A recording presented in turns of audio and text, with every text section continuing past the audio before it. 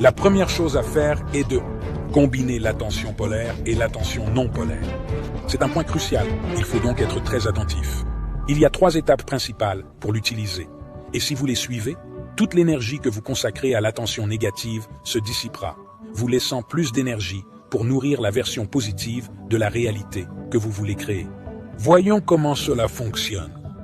La première étape est l'acceptation. Lorsque nous nous trouvons dans une situation qui ressemble à un gouffre, que nous sommes au fond du gouffre, nous devons accepter ce qui s'est passé. Lorsque nous acceptons quelque chose, nous ne pouvons pas résister.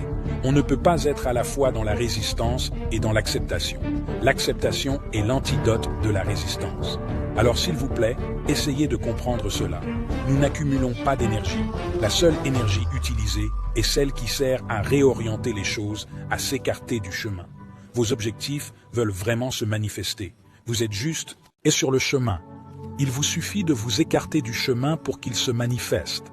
Nous commençons par accepter totalement la situation actuelle, quels que soient les problèmes que vous rencontrez dans votre vie en ce moment, ce dans quoi vous vous sentez coincé ou votre pire cauchemar. Imaginez que c'est arrivé. Vous acceptez totalement que cela se produise et vous voyez que la vie continue malgré tout. Vous n'êtes plus préoccupé par votre pire cauchemar. Il ne vous hante plus.